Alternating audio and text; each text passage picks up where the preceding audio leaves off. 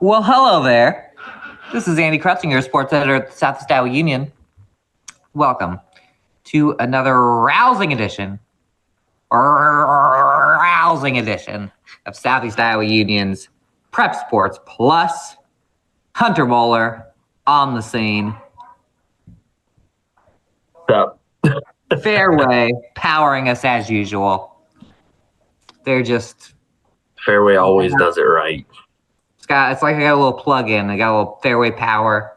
Reminder, everyone. You see these advertisers on the bottom of Southeast Iowa Union's Prep Sports Plus. They've been here for like ever. Most of them Yeah, they really are gone at this point. Since the beginning. Those are places you need to go visit. It's cold. Get to Fairway, get some hot chocolate. It was biting cold on my way in here. Oh yeah, it's chilly. But you know where it's warm? The basketball right here, court, and at your house and at the office. And we were at some basketball courts. We're going to talk. We're going to start today's coverage, today's show, with our big school basketball team, starting with the Mount Pleasant Panthers, of which we have both seen over the last couple nights because they had a couple non-conference home games. Mr. Hunter Moeller. Let's talk about the girls first, because you were at Mount Pleasant girls last night. Now, I know you went to Washington Wrestling first, so you double dipped. Sorry, I'm getting distracted. Can you guys see this? One of our coworkers, I think, drew this guy on the board. What is that? I think it might be Stitch from Lilo and No. Oh. I don't know who it is, but it's a good drawing. But I just looked over and saw it staring at me, and it was like, what the crud? Anyway, sorry. Hey, there's live action Lilo and Stitch coming out. It might be, oh my gosh, that's such a good drawing. Check this out during commercial, or maybe while you're talking, Hunter. I'm a horrible drawer. I should do the body. I'm a terrible drawer too. Anyway, you were at Mount Pleasant girls basketball game. You might have got there a little late because you double dutied last night. I sent you all around the state. They are playing Austin, who I believe is ranked, at least to the varsity. Not in the Gazette Bowl, but they're ranked 15th in the the Association Bowl poll. Oh, okay. In the Girls Association Bowl, which I think is the one we use. I don't think the Gazette. We don't do a girls basketball poll, so I think we just use the girls. So Austin's they just very do good. Preseason ranking, I think they have preseason rankings or whatever. Oh, did they the little preseason thing? Well, you said that Mount Pleasant stuck with them for about a half, right? Not exactly. It was really the first quarter, but I mean, it was still close at the half. But Oskaloosa kind of picked it up. But I'll get into it. But taking on Oskaloosa home, obviously Oskaloosa. Usually, we talked about this last week. Pretty good basketball school on the girls' side. I remember when they played Fairfield, and Fairfield was really good, and they had a really great team then. Mount Pleasant for the first quarter looked. They didn't score a lot, but they were playing some great defense, and that's one thing I think you got to give Mount Pleasant credit for is I think they always go hard on the defensive end of the floor. They've got a lot of guards. They don't have. I guess they do have more height than normal with Addison Clark down there, and then Alexa Fuller, kind of them playing the forward positions for them, but. So a little more height than usual, I'd say, but they're kind of quick, aren't they? The guards, they're probably the best facet of their guard play is speed, and then their post players just also happen to be kind of quicker up and down post players. Right. But first quarter, they played Oskaloosa really well. Ended up losing this one. I should get to that, but ended up losing this one 54-35. And obviously, you mentioned Oskaloosa ranked 15th in the Iowa High School Girls Association poll, and obviously those rankings should be coming out, or should be coming out sometime this week for the first week or the second week of those rankings. But possibly today. Yeah, possibly today. But in that first quarter, as I said, defensively, it was probably one of the best quarters by the Panthers all season long. Held Oskaloosa to just 6 points in that first quarter. where they weren't able to kind of get an edge was in the scoring column. And obviously we mentioned the injuries they're dealing with from their main scorers last year. And, girls kind of having to pick up a bigger role. And they're still kind of, figuring that all out. But, held them to 6 points, but scored just 8 of their own. So, against a tough team like Oskaloosa, it felt like, they probably had to, get some more points on the board in that opening quarter. And then pretty much after that, it was all Oskaloosa the rest of the way. I mean, Oskaloosa went on to score, a game high for them, 17 points in the second period. And, the Panthers scoring never kind of they were never able to kind of get above, I guess kind of stick with them, kind of level out, with Oskaloosa in that regard. So they scored just 3 points in the second quarter. That was their lowest points total by quarter on the night. But still only down 12 at the half, and that's what I messaged you, is 23-11 at the half there. So I mean, if they could kind of recreate what they did in the first quarter and get some more points on the board, they could get back into it. But third was pretty much a reiteration of the. Sorry, my dog's pushing this door open. I don't want it to hit, but pretty much a reiteration of the second. Oskaloosa scored 16 points. Mount Pleasant scored just 5 in that frame. So heading into the fourth, they faced a 39-16 deficit. They did kind of pick up on the scoring, but weren't able to stop Oskaloosa in the same in the fourth. Ended up putting 19 points on the board. Oskaloosa did score 15, but that the damage from the previous 3 was kind of, or I guess the previous 2 quarters was just too great for the Panthers to kind of overcome with that much time remaining on the clock. So, they fall 54-35. And this one, that's back-to-back losses now for the Panthers this week. They played Holy Trinity on Monday night.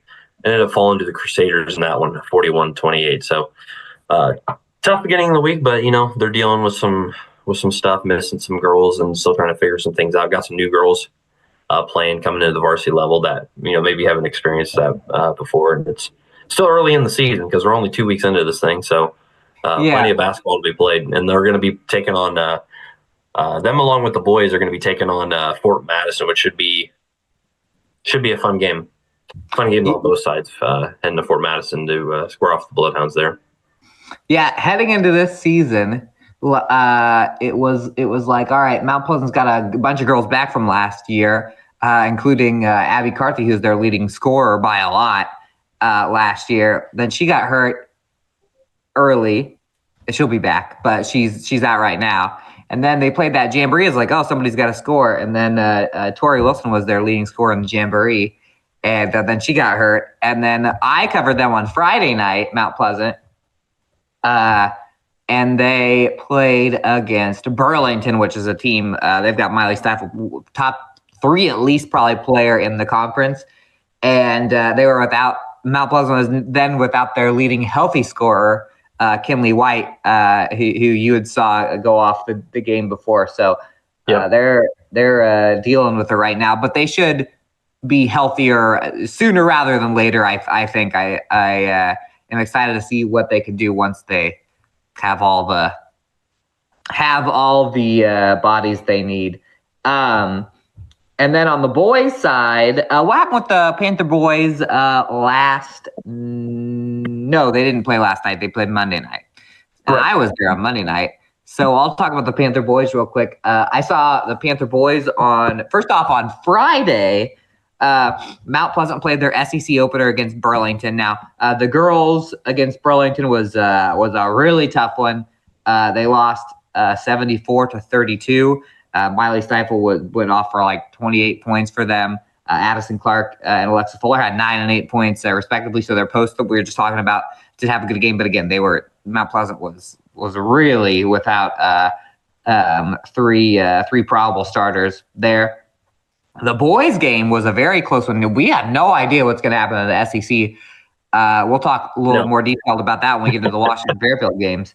But the first of 3 conference boys games for the SEC that were decided in the last couple minutes. Mount Pleasant falls to Burlington 53-47 in the boys game. They were down 14-8 after one. They were down 19-18. And then they had a little bit of a spurt at the end of the second quarter, but as you see, 19-18, that's pretty low scoring. Third quarter starts. They get a go-ahead layup by Noah Lang, and they held that. I think they may have had one or two chances to stretch that. Couldn't do it, and then eventually Burlington took back over, led by 9 after 3. Burlington did 39-30, and then Mount Pleasant cut it to 3 or 4 points in the last couple of minutes. Very defensive game. Noah Lang had 18 points for the Panthers. Aiden Humble had 16. He led the outside scoring, and Brody Clark had 9. But they didn't get a lot of. I said, Humble and Clark combined for about 25, but that's. Let's see. Ian Reed had 3. Heaton had 1, so that would be. They got a total of 28 points out of their outside scoring group. And Mount Pleasant plays, they start Lang down low and then 4 outside scorers. So Lang had a good game scoring-wise, but other than Humble, no one really had the hot hand. And then they played Notre Dame. Let me tell you, Notre Dame is tough. They could not – this Shea Stevens is quick. He hits He's threes. knocked Notre down Dame from does 3. not miss. Notre He Dame does not miss from 3. And the offense looked okay early, probably better than it had. But the more Notre Dame made shots, the more Mount Pleasant had to press a little bit on offense. This one they lose 72-44. And again, Lang had 12 points. I have to look back. I think he had a double-double in that one. And then Ryan Helling and Ian Reed both had 6 points. So again, they haven't quite after that Cedar Rapids Washington game that they lost, but they hit a bunch of threes. They haven't been hitting a lot of shots in the last 2 where I've saw them. So Lang's doing his thing down low, but I think that's there right now. It's hit a couple from outside, and we'll see if they can make a run. But that would have been a steal for them against Burlington. Given that they weren't shooting that well, and in this conference, I thought it could be. I'm excited to see this Friday. This Friday, Mount Pleasant plays at Fort Madison, and then the Washington Fairfield game. I'm excited to see where everyone matches up because that first Friday night, Hunter, for boys basketball, it was like if every game's like that, it's going to just be everything's coming down to the last couple of minutes, and I didn't expect all 3 of those games to be close at all. I mean, so. Fairfield had some drama like every game was fantastic. Fairfield drama with Fort Madison, and then Washington comes back to beat Keokuk. It's like, yeah. Let's skip to Fairfield real quick. Did you go back to Huddle and watch the end of that at all? Yeah, I did. It was crazy. I watched it that night because I saw Fairfield had lost 23 boys basketball games in a row going into that game against Fort Madison. They didn't win a conference game last year. We thought a lot of people told me Fort Madison might be the most talented team of the 6 altogether. And it was tied. It was tied at the end of the game. I don't remember the score, maybe 51, something around there. Yeah, I think it was. Fort Madison had the ball, and you saw them. There was maybe like 35 seconds to go, and they drew an off-the-ball foul on Luke Consul. And so it looked like, oh, here we go. Now Fort Madison's going to take the lead. And then immediately after, Bloodhounds got a technical foul for, I believe, getting in Consul's face. And that clapping in his face, clapping at him. It was clapping at him. Little clap. I don't know. I skipped towards the end, so I don't know if there's any of that leading up. I'm sure it was at least a little chippy. I'm sure they were probably talking a little bit. You know how it goes. Of course. It's not basketball if you're not talking a little bit. But so then because of technical, then Riley Perkins, who's one of the best free throw shooters we have in our entire area, gets to shoot a couple. So Fort Madison missed theirs. Fairfield made theirs, and then got fouled again because they stole the ball. So Perkins had hit 4 free throws in a row, and Fort Madison never had a chance to get back into it because there's only 30 seconds left. So that was a crazy one, wasn't it, Hunter? Yeah, that was. I was literally watching it, like feeding my kid. I was like, "Oh, this is Yeah. When you told me about it, I was like, I got to check this out. I got to see what happened. Yeah. We talked on the phone because I went back to watch it, being like, what the heck? Because you were in Washington, I was in Mount Pleasant, of course. The one game that the doubleheader we skipped is because they all played at home, the three big schools.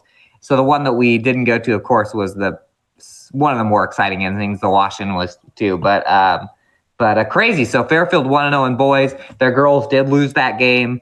I think Fort Madison girls look like they're probably right there with the Keokuks and Washingtons of the world, and maybe I don't know. Burlington might be up there too, seeing them play the other day, but. So 1-1 night for Fairfield, and then you were you were kind of at Washington. You Hunter had a little rough night on Friday with a little car issue. Yeah, let me hold on. But yeah, pull that up because the Washington games, the Washington boys game was just as wild as the Fairfield boys game. Yeah. So just to elaborate on my rough night, I was heading to the girls' game, got a flat tire on the side of the road.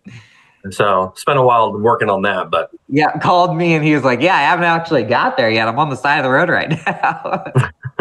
But Washington split on the night. Girls fall and boys win in crazy fashion. Starting with the girls, since they played first, but not too bad of a showing considering the fact that we've seen Keokuk pretty much dominate every single other team for the past couple of years. Washington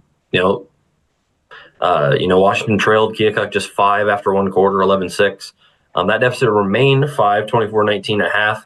And then both teams scored 13 in that second frame there. Washington had a great shot to take the lead after making a 1-point game in the third. But Keokuk finally kind of erupted for ended on a night, or didn't end on it, but put together a 19-4 run and pretty much kind of put the game out of reach. Put the game out of the reach of the Demons. But through the second half, Keokuk outscored Washington 27-20. So it was still relatively close. And they only lost by 11. Yeah. So. Really, you take out that run, and if it stays close, throughout.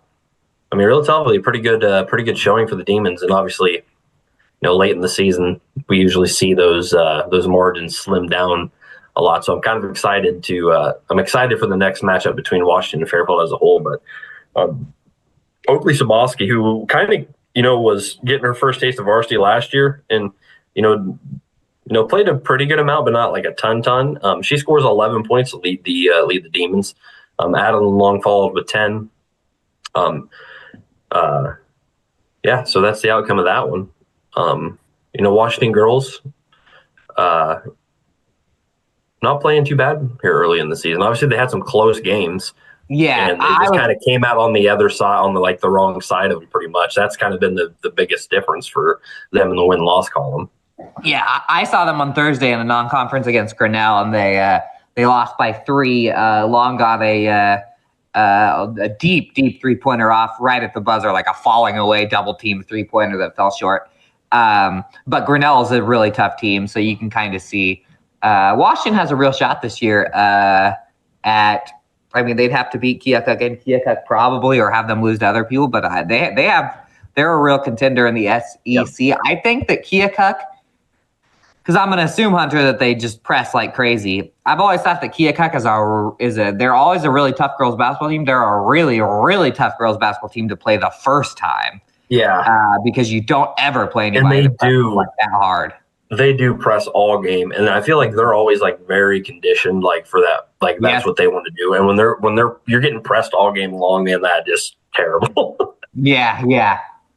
So I actually think probably Washington was better set up last year where they played Keokuk on the road. Maybe Keokuk started in Washington last year. Either way, we'll see if they can give them another fight. The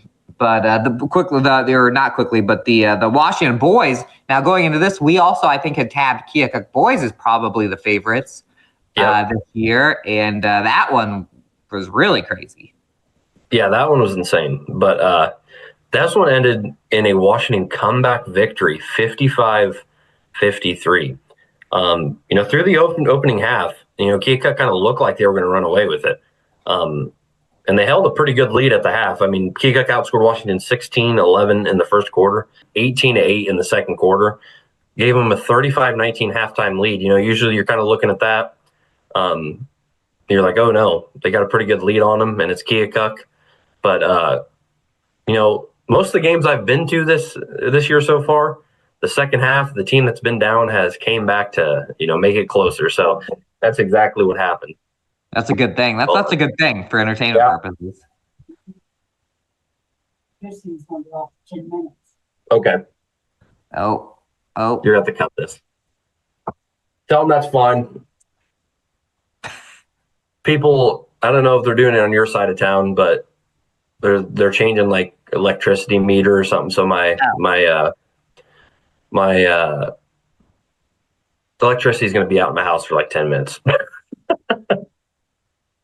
Good thing you have a charged laptop. Oh wait, that's internet. So Peter, sorry to make you do some work, but you'll have to cut that when I'm just dog barking and or you can.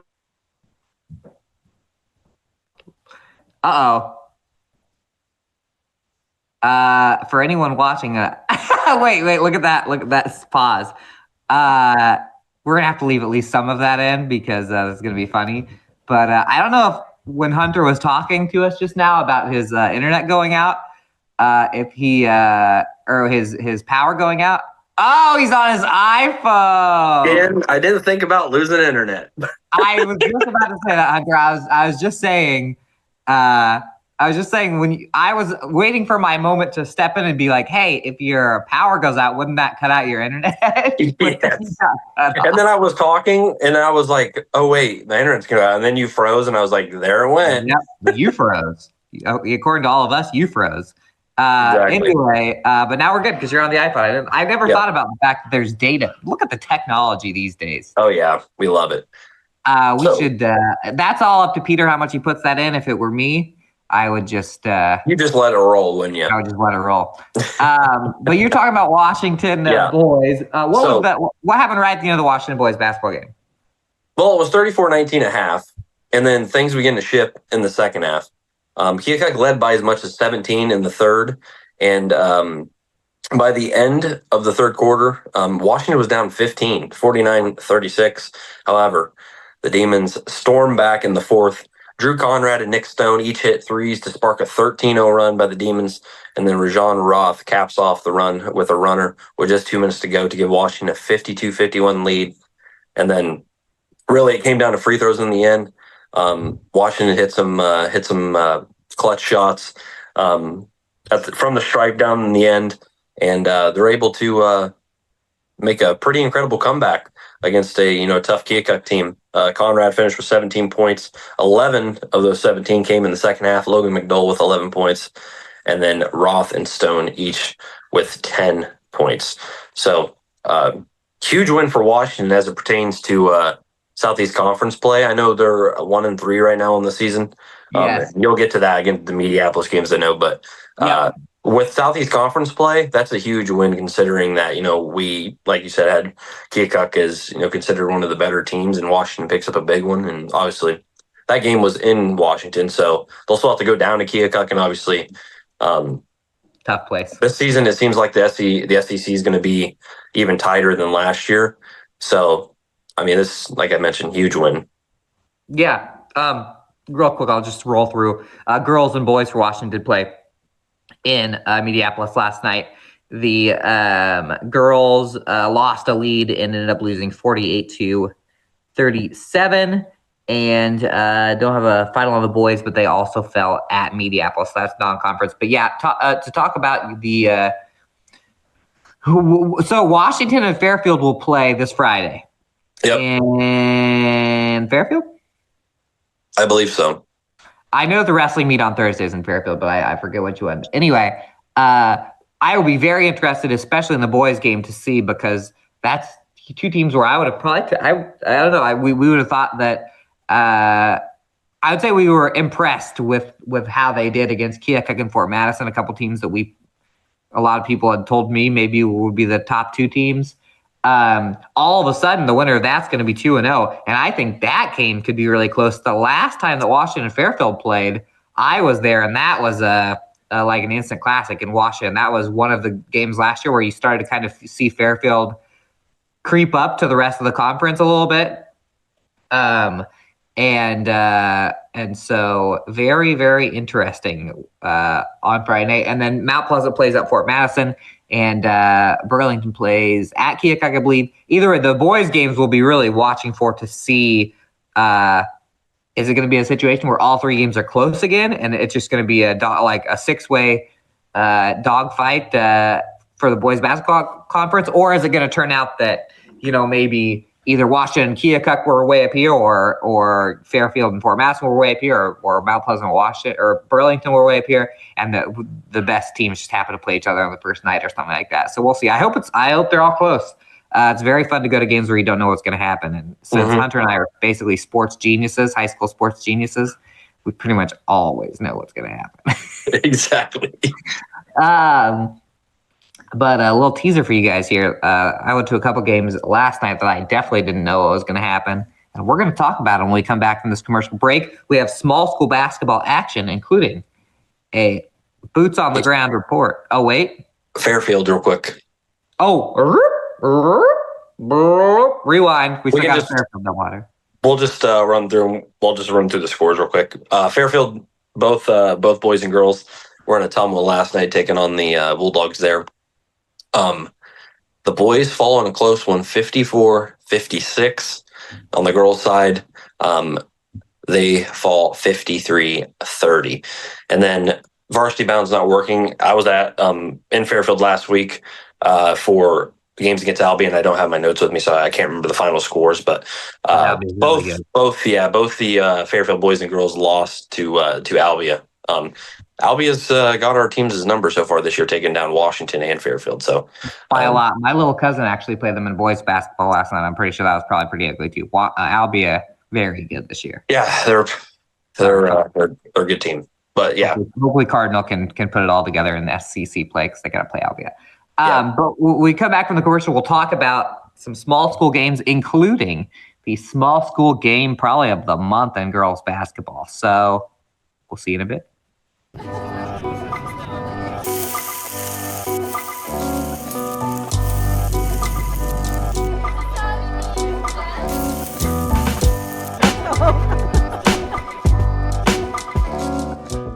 Introducing Hy-Vee Market Grill, where every meal is a delight. Start your day with our mouthwatering breakfast options and savor flavorful lunches with friends and family. Cap off your day with our delectable dinners. Hy-Vee Market Grill, where every moment is delicious.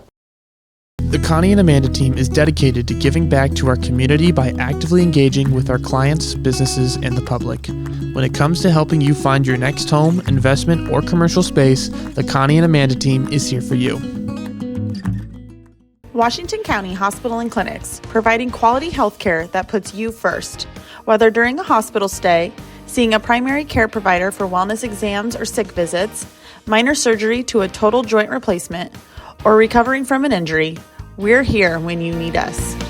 More than you expect for your health care. Washington County Hospital and Clinics. Southeast Iowa Union Prep Sports Plus, the only place to find high school basketball, high school wrestling, high school bowling, computer cutouts, construction on the street, dogs, weird drawings on the weird but artistic drawings on the board. Your power going out and your face breathing. Not the only place you're gonna have someone talk about how much they love Fairway food stores though, because that's pretty much anywhere you go. Pretty much. So we can't even say we're like the exclusive home of praising Fairway food stores because it's like, that's just earth. We're going to talk a little small school basketball. And there are two key conference days. One was Friday night and one was last night. So Hunter, you're going to start with Friday night and we got all those scores ready to go. And then I'm going to try and navigate varsity bound for the other ones. I'll talk about the game I was at. But Hunter, what happened Friday night in the small school basketball slate? Yeah, Friday, starting with the girls. Columbus, 55-35 over Hillcrest Academy. and you're going to get to a Columbus game last night, probably the biggest game in the early season thus far, at least as it pertains to the Southeast Iowa Super Conference North girls basketball battle in the early season. So Columbus gets a big North win there. Lone Tree 68-18 over Winfield Mount Union, which is that score's kind of surprising to me because I feel like, well, you said that Madison Kellogg was injured, which she's kind of the main. I believe Winfield Mount Union was without 3 starters, and Kellogg was not there. I don't think Josie Nelson played in that. Yeah. So they were hurting. I think a couple of them are back, but they were definitely hurting last week. They had 2 games like that where I was like, oh. And then, did I say the score of that? 68-18? 68-18, Lone Tree over Winfield Mount Union. And then Pekin 52-45 over Waco. Another big North win for the Panthers there. Van Buren County 45-25 over New London. And then Mid Prairie 60-58 in a battle against Comanche. That's a huge win for the Golden Hawks there. In a conference that's probably going to be pretty close when you look at it. But Knoxville 43-38 over Cardinal. Iowa Valley 64-50 over Keota. That's the end of the girls' slate. On the boys' side, Hillcrest Academy 80-28 over Columbus. Hillcrest Academy looking pretty good. That North battle for the boys' side is going to be a very interesting one when it's all said and done, in my personal opinion. Winfield Mount Union 49-41 over Lone Tree. Waco 53-52 over Pekin. That's crazy. That was a wild game, it seems like. Yes. Those 2 teams we kind of expected Waco was kind of always at the top of the North standings, for some years now. So, and we kind of saw Pekin was middle of the pack last year, and we kind of figured with what they were returning that they were going to be competing for the top, and kind of seeing that because Waco is still a stout team in their own regard too. So, I'm addicted to going on the close games and watching it. I watched either the Pekin Waco game too. Christian Stacy had a couple of and ones in huge situations for Waco.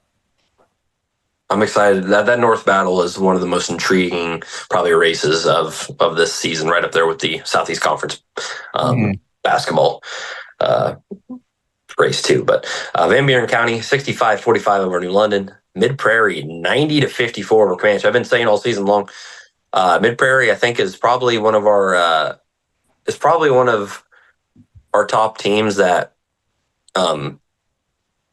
maybe doesn't get talked about as much just because they're in the smaller school slate. Even though they're do it. Mm-hmm.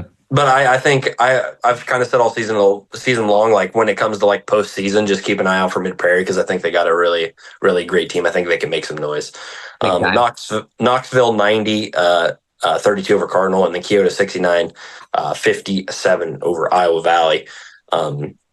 Also watch out for Keota. I think Keota can be really good as well late in the season. They returned some great players over there. Just try to shout out some smaller schools that maybe don't get talked about just because they're in the small school, like we have them in our roundups, but they don't in depth wise, probably don't get talked about as much. Just keep an eye out. Yeah. Sometimes you'll get the quite the depth, especially because we're running through scores. So then on Tuesday night, speaking of in-depth, Hunter, for girls basketball Tuesday night, well, for boys too, but I'll start talking with the girls. I was on the ground in Columbus, Iowa last night. As anyone who's read the paper or watching the show could tell, that the Highland and Columbus girls basketball teams were on a little bit of a collision course with each other. The way that the beginning of the season has started, Columbus maybe the favorite coming in. Columbus or Lone Tree isn't the favorite coming into the North. They've looked really good. They were undefeated in conference play. Highland has been the team of record as far as the team that's been getting the most buzz because of what they've done early in the season. They come in, they're ranked in the top 10. Huskies come in to Columbus, and in one of the better games that I've covered, Columbus over Highland. The final score in this is 64-55, a lot closer than a 9-point game. Highland starts this thing out on fire.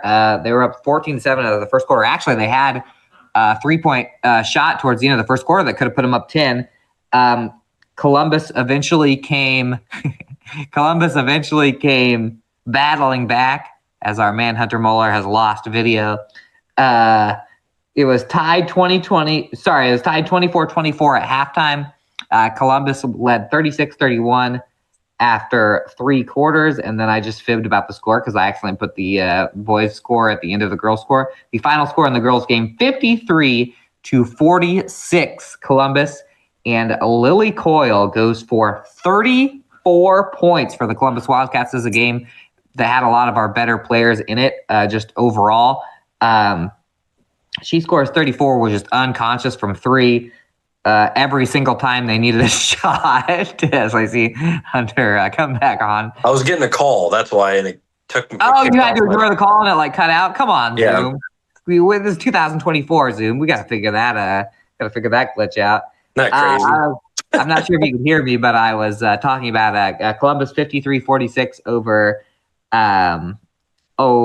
Highland, or 9th-ranked Highland in the game last night. Lily Coyle, 34 points to lead Columbus. She, every single time it was like, oh, here comes Highland, she would wind up with a shot from 3, not even really necessarily open, but I'll tell you what, Columbus has such quick guard play that they couldn't, even though Coyle was hitting every shot, they couldn't just, stick on her because Columbus drives to the basket so hard, and they're probably our quickest girls team, I'd say, probably our fastest girls team overall, besides Mid Prairie's getting would probably be right in there too. And they just kept driving and kicking, boom, and Coyle hit a bunch of threes. She actually shrugged once, but I asked her after the game if it was like a Michael Jordan thing, but she was just like, no, I was just not sure what was going on. I was like, oh, well, I'll just do the Jordan shrug. For Highland, so Highland comes in. We knew that Cameron Fink was their leading scorer, and one of the leading scorers I think for a second it was the leading scorer in the state. Columbus decided to go ahead and just double team her right off the inbounds, full court double team. They had Isabel Rendon and Ariana Vergara just basically shadow her the entire time. She did end up scoring 11 points for them by the end of it, and the team as a whole, Highland was hitting threes. They had a really good 3-point percentage. I'm trying to see what the percent is. Maybe I can scoop it out of. I'm sure that I got the box score from Casey Keltner, so I could look at a little 3-point percentage. But this is a game where so many shots went in. On the show we keep talking about. Oh man, the Super Conference North girls race is going to be anybody's up for grabs. Even though they were playing each other, from watching that game last night, I kind of started to think like, oh, maybe that's not true. Maybe it's just straight up Columbus and Highland, because they were every single time someone needed to make a shot, it was like boom. It was high intense. It felt kind of like a tournament game because of the way the crowd was reacting. I said Coyle with 34 points, Rendon with 13, Franny Sosa with 4, and Ariana Vergara with 2.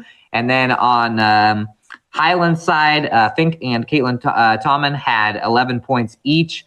Emerson Schultz had 9 points on 3 very early 3-pointers. Highland had some injuries. They were a little short-handed in this one. But let's see, Katie Herrick had 8 for Highland as well. And Columbus now 5-1 overall, 4-0 in conference play. They have played 4 North games, won all 4. Highland now 2-1 in conference play. And as I mentioned, that might be the game of the year for the North. I don't think that's the last we're hearing from that little battle. Other North Division games last night, we had Waco beating Louisa Muscatine 41-33, and we had Hillcrest Academy beating Winfield Mount Union 62-58. We tried to figure out that one to overtime or not with the varsity band to help us out, but it seems like it did. I think you said, did you see that it went into overtime, the Winfield Hillcrest game? I can't remember. That's a high score, a 62-56. I would have thought that would be more defensive, so that kind of seems like it might be an overtime score. I'll fact check that. And then let's see if we can get some Super South scores from last night. for the girls. If not, I'll jump over to the boys. Super North. Super South girls basketball from last night. Van Buren County played West Burlington, and the Warriors with another win, 46-41. Van Buren County Warrior girls basketball is a little sneaky, isn't it, Hunter? Yeah. They've now beaten. They beat a couple of our teams already. They beat Columbus already. They beat New London already. They go into West Burlington last night and beat West Burlington. And then it looks like New London did not play a South Division game last night, or it was not on the South Division tab. Anyway, and then let's roll through the other conferences. Was not an overtime game. It was not an overtime game, huh? The Hillcrest, they just must have hit shots.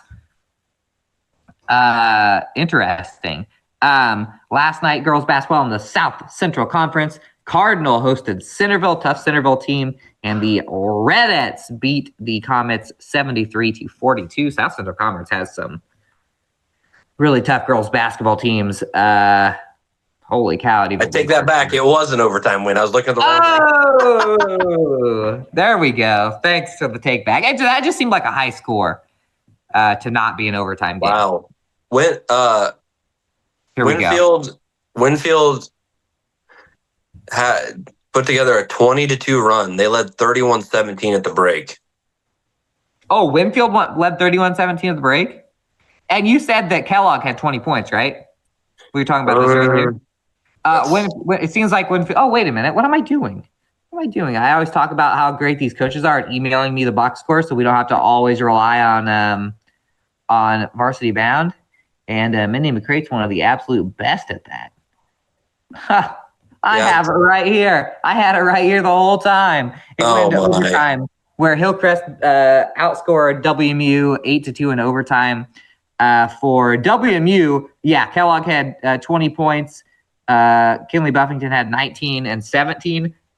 That's crazy. 19.7. Wait a minute. Kinley Buffington had 19 points, 17 rebounds, 6 assists, 6 blocks, and 4 steals. If you are a fantasy basketball player, that is somewhere around 36, 42, 60-something points. Those are like Luka Doncic long. Well, I'd say those are Nikola Jokic numbers. That's more accurate since she's a post. It doesn't look like Josie Nelson was in that one. It looks like the Ravens hit 7 consecutive threes to get back into it. 7 in a row. Hillcrest's best shooting team of the girls, the guards for Hillcrest, just light it up. How many of those were Claire Withrow, I wonder? Malia Yoder with 20 points. Claire Withrow had 20, including 5 second-half threes. That makes sense. Eva Hellmuth with a double-double, 15 points, 10 rebounds. Whew. Man. We had a lot of good games last night. Oh, what happened? So, are you watching it on Huddle? No. I just tried looking it up to see if anybody posted about it, but each team had 34 rebounds. Hillcrest won the turnover battle 35-23. Oh, that's another thing of those. They have such a good outside shooting game. They're also very good at the press. So good for Hillcrest getting a big North Division win. They're a dangerous team. I think they lost last Friday. You said. Watch out for those guys. At the end of last year, I remember Hillcrest being one of the more dangerous teams. Yeah. Now, wait, let's go back to boys basketball, small school scores in the River Valley South. No Mid-Prairie game last night, huh, for the South Division. So that one tricked me right there. Guys. That one slowed down my whole thing. And the South Iowa Cedar League, Keota falls to English Valley's 47-32 in some girls basketball. So that's all the girls. On the boys' side, Columbus and Highland played another very close game. In fact, Columbus led 19-12 after the first quarter, 38-28 after the second quarter, or was after 3? Why? I don't know. Highland actually came back and took the lead in the third. Kind of was like like the Huskies just all of a sudden boom, boom, boom, layup. But Hillcrest but Columbus is able to kind of put their foot on the gas in the fourth quarter. 64-55 Columbus boys. Ellis Hills Carrier had 18 points, including a dagger 3 at the end of that game. Fritz Figaro, I think maybe had 2 points at halftime, ends up with 14. He went on a huge run for them in the third and fourth quarter. And then Highlands, Bryce Hazlitt ends up with 13 points in this one. And let me make sure I got the stats right on this one, because I have Lewis Horak for 16 points, and we're just gonna go with that. It was a wild up and down game for a while there, where it was just points there in the third and then the early fourth quarter. So big win for Columbus. This is also a win for Columbus head coach Marcus Hall, who was the former Highland coach. So it wasn't at Highland, it was at Columbus, but Marcus Hall going against his old team picks up a win. Big win for Columbus there. And then other North Division boys games. Of course, I clicked on it, so I clicked away from it.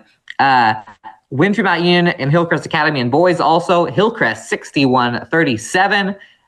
So the Ravens get a big win there. Waco boys beat Louisa Muscatine 59-34. Watch out when Hillcrest and Waco play against each other. That's going to be a little battle there.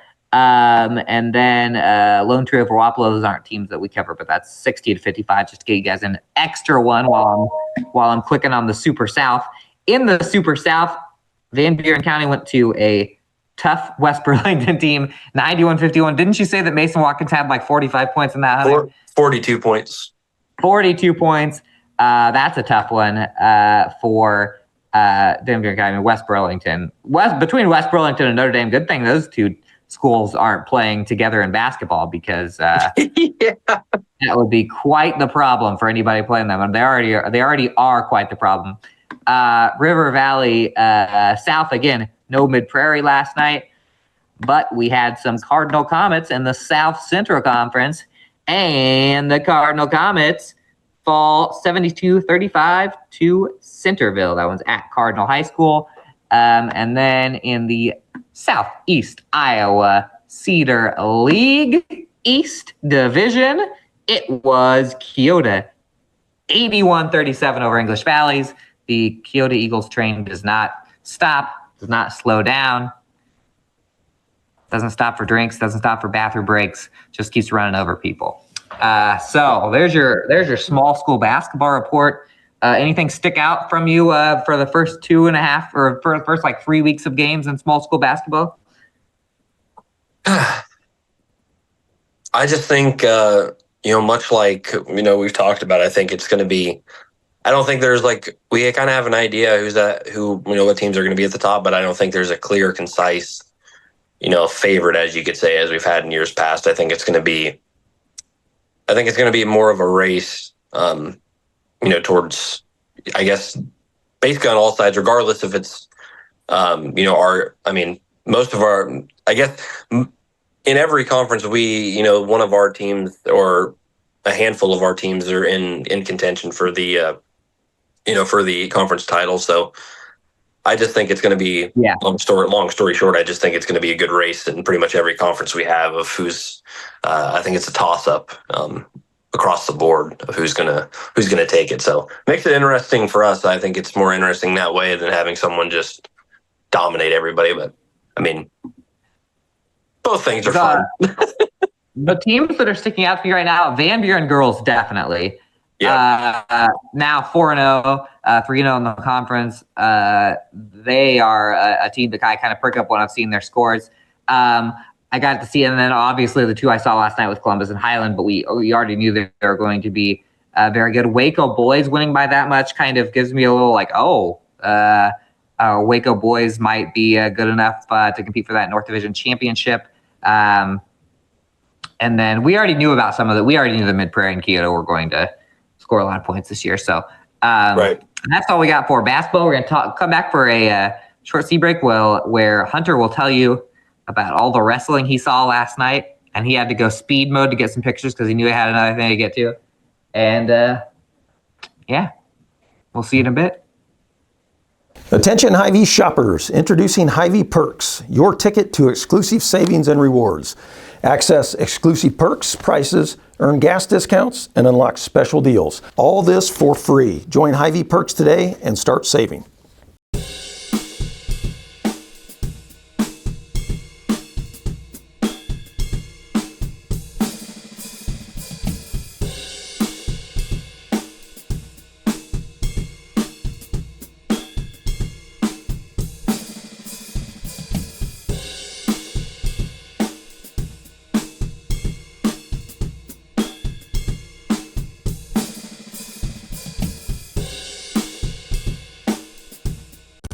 At Seafirst Credit Union, we're all about making connections, like how we connect you with the flexible financing you need to install that all-season room or remodel your kitchen with a home equity line of credit.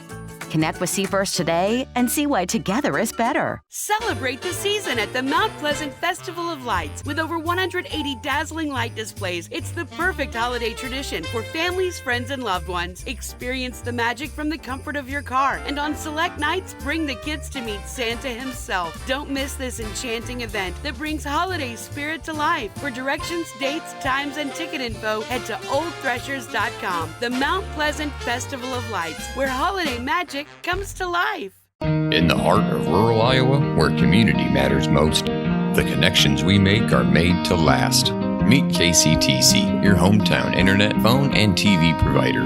At KCTC, we're not just about technology, we're about people. Our dedicated team are your neighbors, committed to bringing you top-tier services right where you live. We believe in giving back to the community that raised us. Experience the power of a real connection with KCTC. Join us in building a stronger, more connected Southeast Iowa.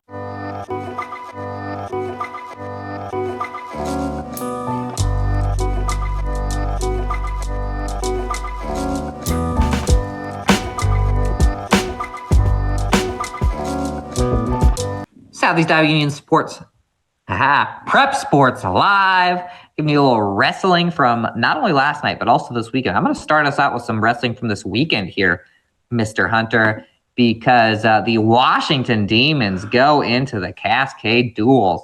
They fall in their first match in a heartbreaking fashion, 40-39, and then the Demons just get up off the mat and wipe themselves off, win the next four, beating Starmont 60-24, beating Dubuque Wahlert 48-35, beating Clayton Ridge 72-12, and then in the first place match, Washington Wrestling rolls past MFL Marmac 56-24. Demons come out with the Demon Wrestling looks really good.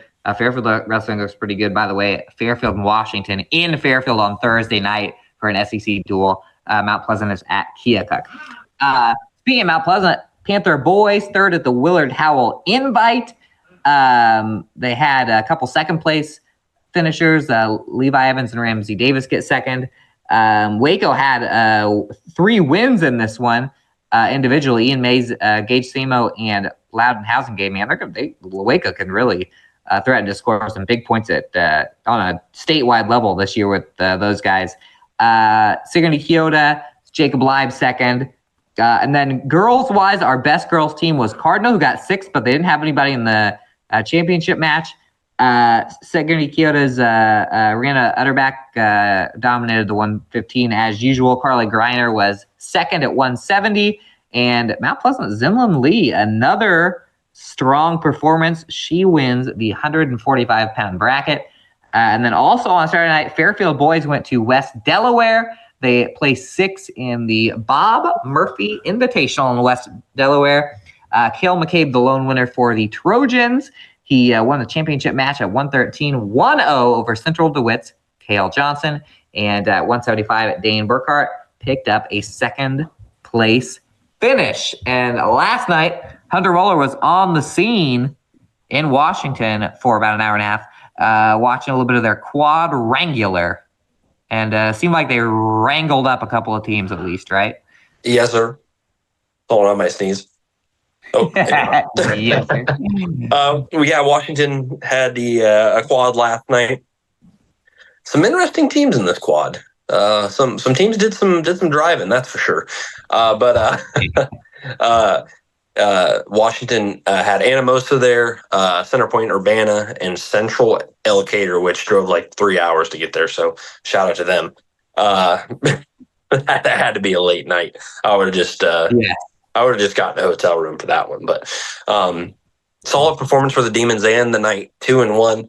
Kind of like you mentioned before, tournament over the weekend, they kind of bounced back. Started off the quad with a head-to-head loss to Anamosa 56-15. However, pretty much dominated the rest of the way.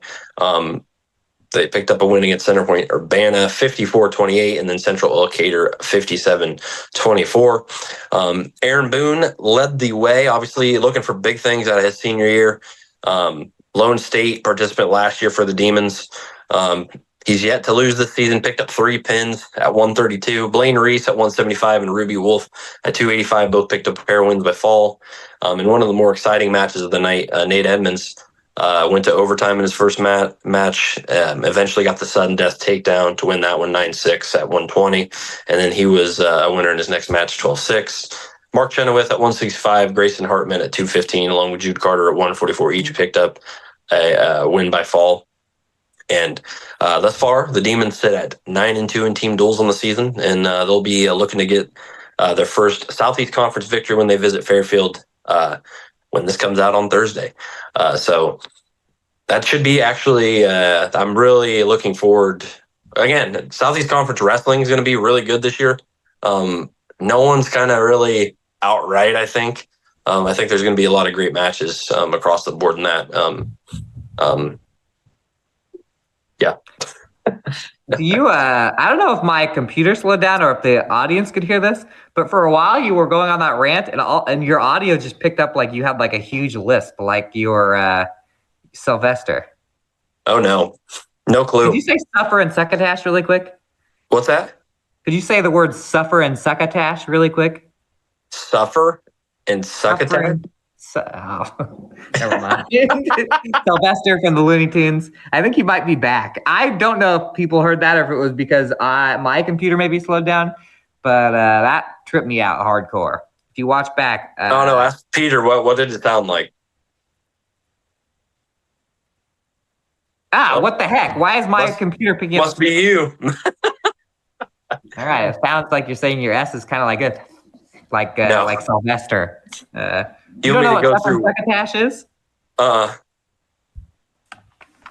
makes me feel like an oldie.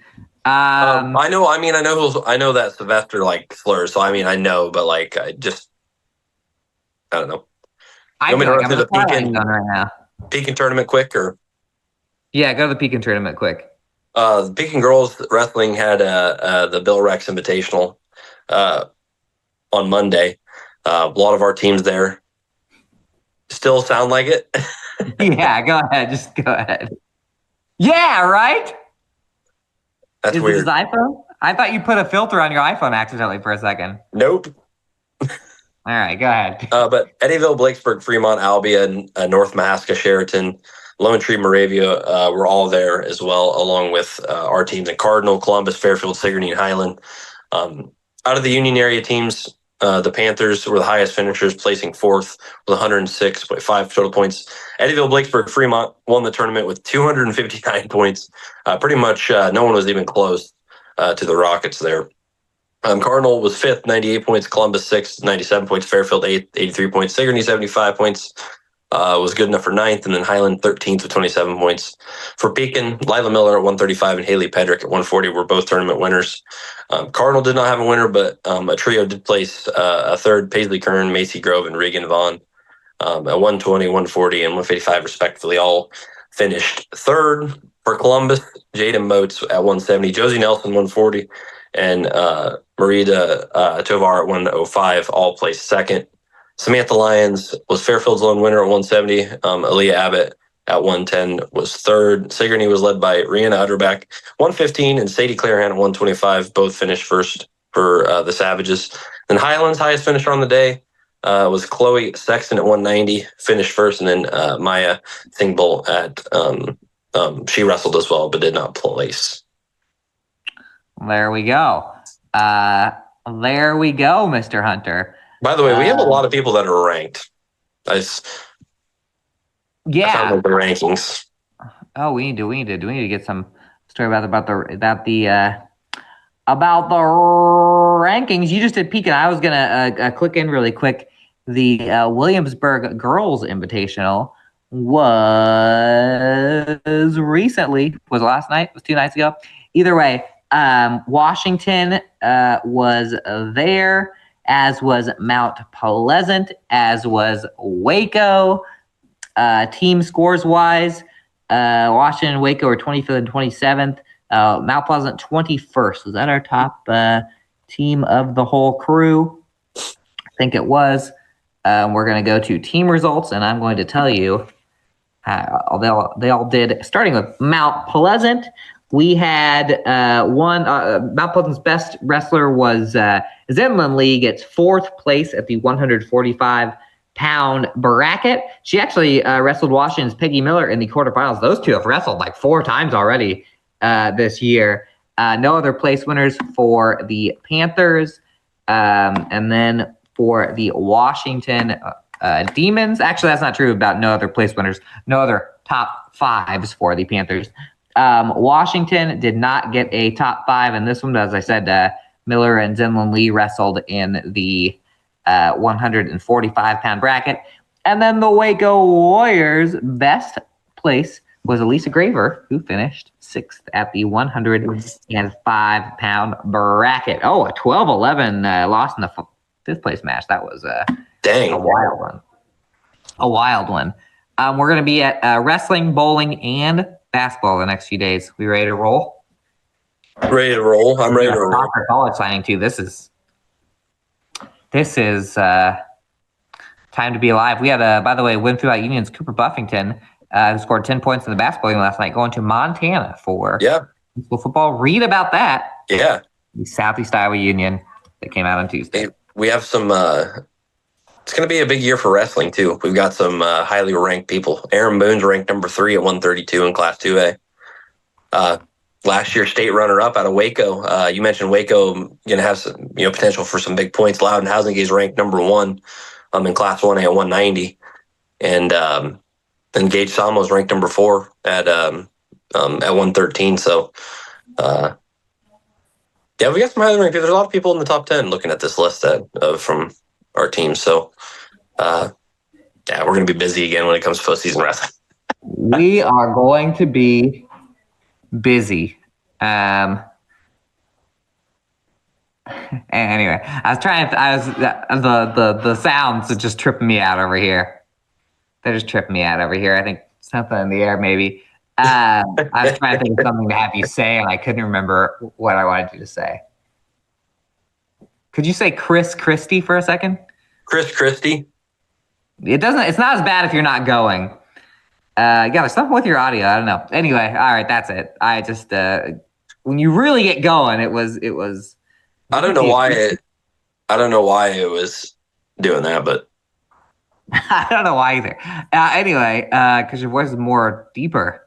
I definitely am not trying to go.